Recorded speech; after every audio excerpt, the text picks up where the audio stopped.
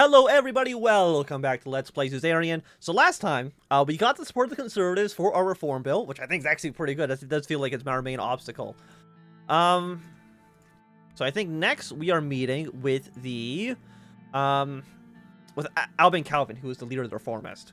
After a meeting with Gloria Tory to further discussion within the party and my cabinet, it was time to talk to Albin Calvin to get the Reformist wing to support the proposal.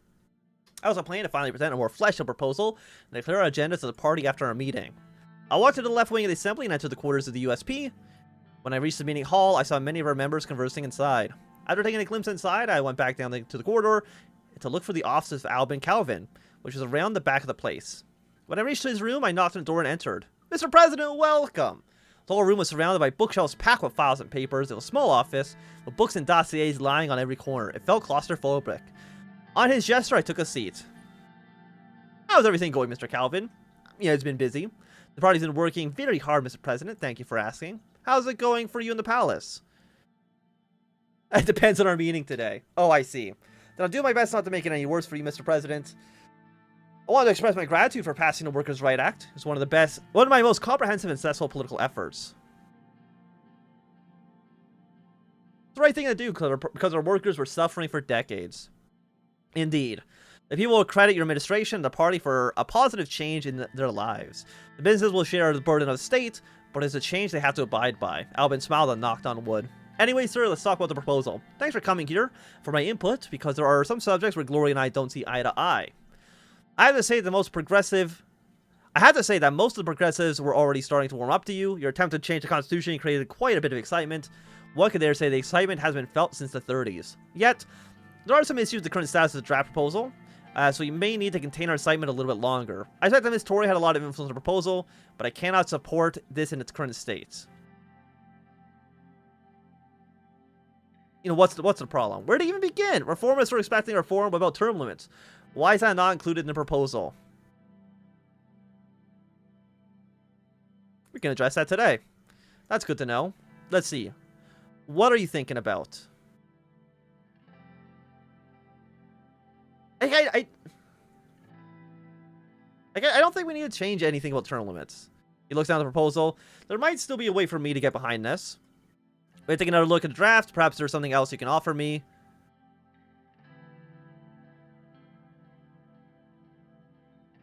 You already know our concerns. We both buried our head inside the proposal.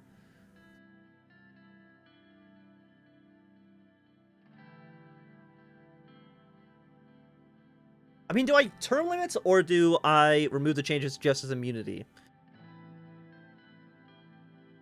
I feel like the Conservatives are going to be more likely to accept term limits than they are to accept change. Like, Gloria made very clear her thoughts in the court. So, fine. We'll add term limits too, should be enough. Great. I guess the acceptable now is looking good. I support the proposal and it gets the needed signature from our wing. I believe the reformist votes that I have will be very important to you. Who knows? Maybe I'll consider me for the job of government in the future for this.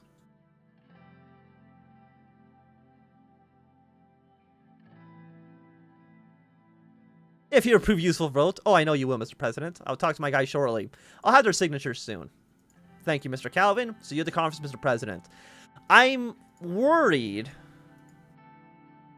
So I haven't touched those people. After a while, the preparation of the conference began, and I went back to... Okay, is this... I mean, no, I don't know. Okay. After a while, the preparations for the conference began. I went back inside the conference hall and prepared my notes for the speech I was going to make.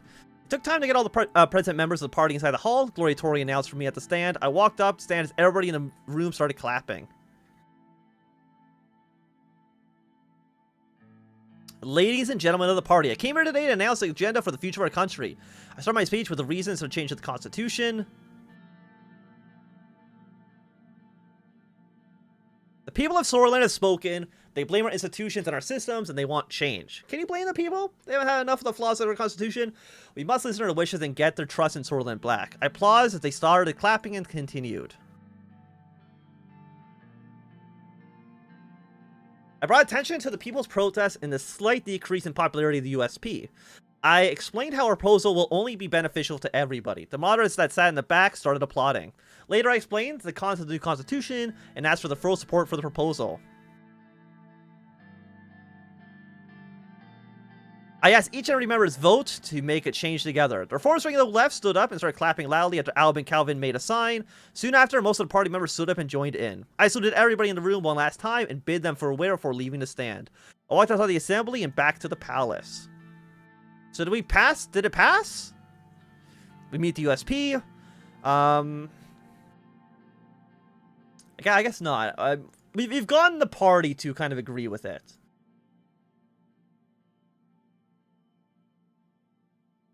Okay, I mean, the reformists, the conservatives, everyone seems mostly happy. We're actually going to continue. This is now the balance of power in Eastern Mercopa. That seems like a problem. It seems like something bad could happen. But I'm hoping not. I mean, this is the island that they've been talking constantly that there is a the possible threats.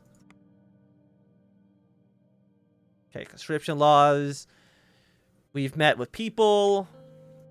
So I think the only thing we really need to worry about right now is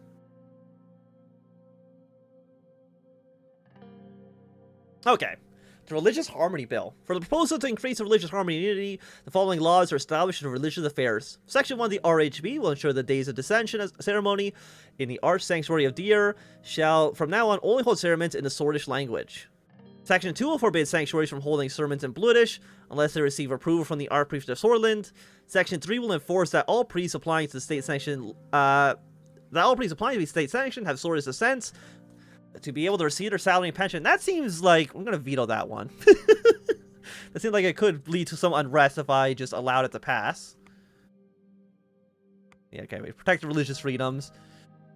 And the superpowers offer aid. United Katana and Acacia have approached us with substantial financial aid offers in return to refuel and repair our access to military installations. United Katana requests access for its ships to be able to dock in current naval base, or Acacia requests access for its jets to land in area Air Force Base in return for the aid. So you are Coinrat, which is or where is Cornrat? I don't actually know.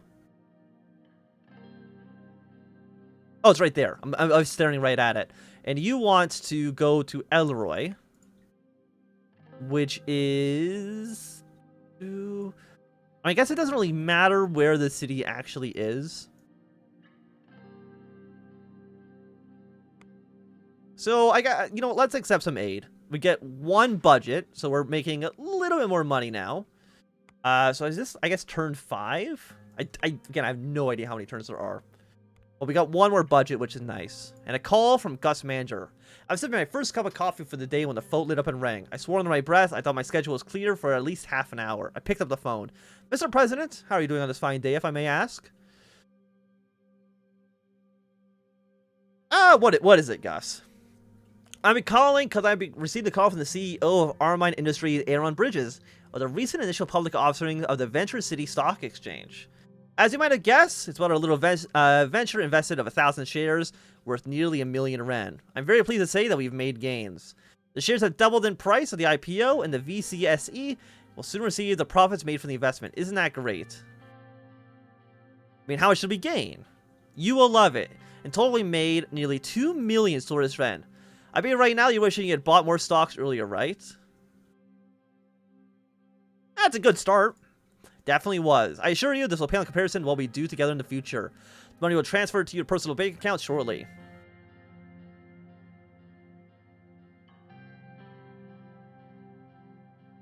Very well, talk to you later then. Goodbye for now. So we now have 3. Fantastic. Making money. Yeah, we've doubled our stock. I mean, that's nice. We're considerably richer than the country is right now. So you got immigration regulation, and you guys are private party at the Gentleman's Club. I mean, let's talk about the immigration reform first. So we have the Minister of Foreign Affairs, Defense, Interior, and the Economy. Also, what are you wanting me to see? Yeah, so we got it's a naval base. It's fine. We are in the middle of a meeting in the palace about our plans for the immigration policy. The ensuing discussion quickly became heated. I don't think so, Mr. Whiskey. I don't believe it makes any sense to me that a foreign citizen should come before a Swordist citizen in Sordland. Well said. My analysis is also in line with this, especially during our economic recession. We're giving Swordish jobs to immigrants from other countries. What about our own people? Immigrants are the reason our economy is not in a state that is unsalvageable. Look at Anthnwam immigrants in Agland. They have revitalized the whole region. Not just that, they have been boosting the economy of the entire country. Simon can attest to that. Statistically speaking, allowing immigrants to become part of the workforce contributes to our economy, but I agree that the current situation is very nuanced. We can't just tighten our immigration policy and expect the economy to stay the same. We need to put the economy and recession on the forefront. Thankfully, we just started receiving financial aid from United Katana. Still can't believe you accept the financial aid from Communist. I thought I would never live to see the day. Katana warships and Conrad, my father would be rolling in his grave.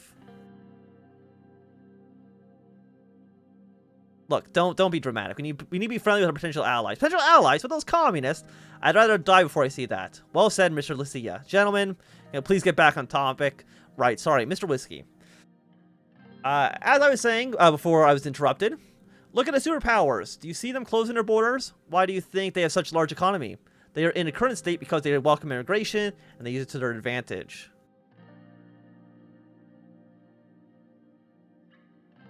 We need to modernize and reach the level of superpowers. I'm of the same mind. It's proven that immigration helps countries to develop. Also, we cannot just deport our current immigrants. We need to make a decision before we can move on. Mr. President, do you have any questions about the current state of immigration? I mean, what's the current legal status of them? This is all things I feel like I should know. Currently, all immigrants are given a work permit on arrival, so they can work and contribute to the economy of Sordland. There are currently no limit to the number of immigrants accepted. However, we are able to sustain with the current numbers. Despite the laws, the fact that many immigrants illegally work for corporations, that's the main issue with immigration right now, not the immigration itself. Nonsense. If not for the unlimited amount of immigration, we wouldn't be in this state. How many immigrants live in Sordland? Official numbers show that we've ended between 2 and 3 million immigrants who are in Sordland. It's a very substantial amount. The primary issue is the strife that caused between the less fortunate Sordland citizens and themselves. Including them in the workforce would benefit everybody, including the unemployed citizen. More taxes mean more services. How do immigrants usually arrive? There are 3 major paths they choose. First is the Aglan to Angola border. The second is with Bergia and the Welland border. And the third is the Lauren coast. Agnolians are the largest group flowing past our light border. Although recently political fugitives from Vastland have also escaped via boats through the Grey Sea land on our coast. The Wesleys are facing political persecution, tend to use dangerous mountain passes at our border Wayland. Many of them also have Bloodish blood. Okay, let's move on, see what can be done about the immigration situation. Very well. David Whiskey opens up his dossier, stamps the seal of the Ministry of Foreign Affairs and Trade. Before we make any decisions, I have to remind you, during the election we promised to keep our immigration laws relaxed, which I think is the right course of action. I disagree. We were supposed to control and reduce the negative effects of immigration, like lawlessness and subversion.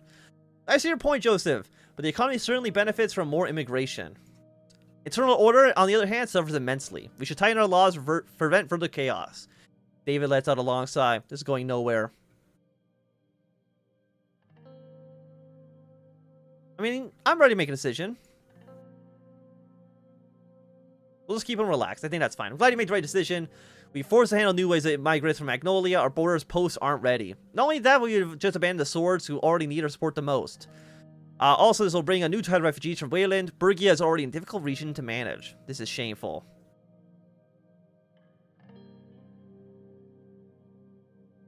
Our citizens Sordland aren't forgotten. The work for them continues.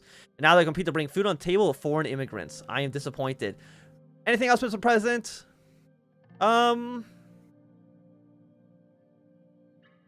Thank you for your contributions. Let's wrap this up. The ministers gathered their documents and stood up from their chairs, some with frowns on their faces. I'm looking forward to the upcoming trade talks.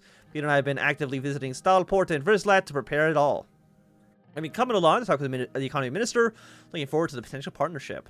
If we are finished, I need to head off and get to the ministry to work on a new policy. I thought we're just maintaining the same policy. Same here, our border units. I'm not... Keep up the good work. Are we changing anything? I thought we were just keeping the same laws. Nationwide protests have been quelled. Fantastic. I don't think anything here has changed, but that's okay. So, I mean, I'm glad that the crisis for the most part is kind of passed over. And a private party at the gentleman's club. Far from becoming accustomed to my workload as president, I only felt more and more snowed in as the weeks passed. It had been ages since I had any time for myself. I was starting to lose my focus and my temper was growing increasingly thin. Peter was the first to realize I needed a break. After much cajoling, he finally persuaded me to come to a meeting of his new venture, the Gentlemen's Club. For the past few months, he'd been hosting a salon of sorts, not just for politicians and businessmen, but also artists, entertainers, people of taste. He told me with a smile on his face. There's only one rule: no wives or girlfriends allowed, hence the name. And so I found myself in front of a new luxury villa in Ellery. Very loud jazz music emanated from inside. I waited and waited. Finally, Peter opened the door, and I could smell the whiskey on his breath. Anton, finally! Now the real party can start. Come on in. As soon as I entered, Peter closed the door and turned to the small crowd. Gentlemen, a minute of your time, please. I now have the privilege to present to you the man himself, the 4th President of Sordland, Mr. Anton Rayne. I know him for long enough to understand that he was more than a little drunk. He made an elaborate muck kirsty as I passed him and walked to the room. The music stopped and I felt everybody's eyes on me. And I present to you Peter Veteran, the first alcoholic Vice President of Sordland. My joke didn't sit well Peter nor the crowd. There's a short, awkward silence before he continued. Dear members, please give a warm welcome to our very special guest. If I may, Anton, here, take this. He handed me a glass of whiskey and I poured his hand. And he put his hand on my shoulder. We all know why we're gathered here tonight: to celebrate life, to have a brief escape from our tumultuous professions. I personally don't know any better cure than stress than a little drink. I'll raise my glass to that. Now, the tradition dictates that as the club president, I have to remind you of the house rules. There are 3. No politics, no wives, no one sober, and cheers. Peter drank the whiskey from his glass in one go. I'll also follow suit and drain my glass. It was immediately replenished. Anton Rayne might have the power to make presidential decrees, but I, Peter Veteran, the president of the club, now declare this party started. Music, go. The band started up again. After greeting the crowd around me, I felt a hand on my shoulder. Let me show you around. We walked through the corridors of the mansion. Statues and painting lined the stark white walls. An arched window provided a view of a neatly manufactured grounds, complete with a swimming pool. Grand Lesbian marble staircase led up to the 2nd story. Peter gestured at the massive crystal chandelier hanging overhead. That chandelier was made in the 18th century. Can you believe it? There's even a hedge mage in the garden. 18th century chandelier? Hedge mate's a little much, isn't it? Oh, come on, Anton. You only live once. I'll let you know a secret. Gus Manager had a lot of contacts in real estate. He brokered a good deal for me. You'll be here tonight. I can introduce you if you like. Do I not know Gus? No, he's like my somebody. He works for me.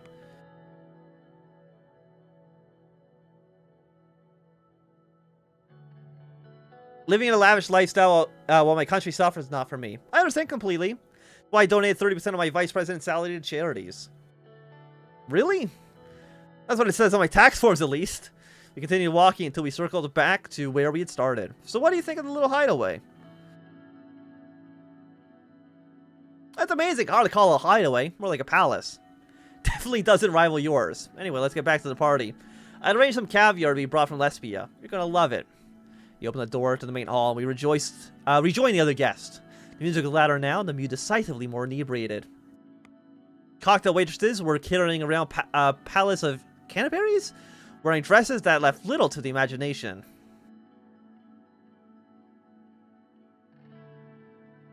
And also the Gentlemen's Club. Would you rather get served by wrinkly old men? Sweetheart, over here. He waved at one of the waitresses. She came over to us. She was in her mid-20s, wearing red lipstick, her blonde hair neatly tied into a ponytail. On her plate were toast points? On her plate were toast points slathered in lesbian caviar Peter had mentioned. I took one bite. It was rich, salty, tasted like pure seaside.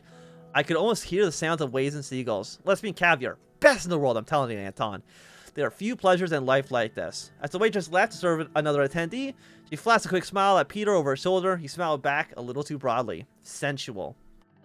His eyes were still fixated on her, with an expression I remember from our many nights out together as students. Oh look, there's Gus. Why don't you go talk to him? I'll be back shortly. I mean, where are you going?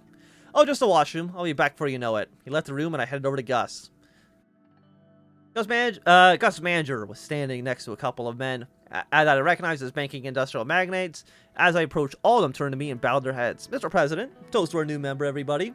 Gus and I clinked their glasses as people around raised theirs. You don't seem at all surprised to see me here. That's because Peter told me you were going to come. He also told me that you might be interested in potential opportunities such as, well, this. He opens his arms and gestures at the opulent surroundings.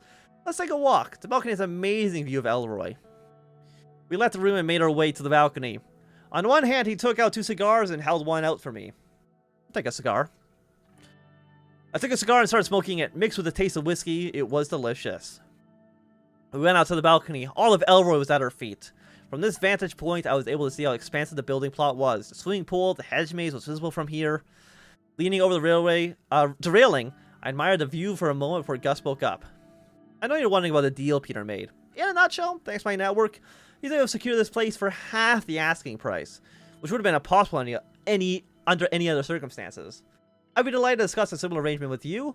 In fact, I'd prepared a document of my own personal favorite opportunities. It's the least I can do to you since you've been so generous to the beautiful people in this country.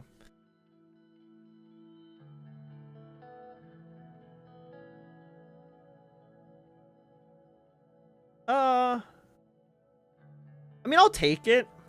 No, you, Mr. President. Thank you. That's all about the details then. Guff opens a briefcase and pulls out a thin dossier. He showed it to me. For my first offer, of course, real estate.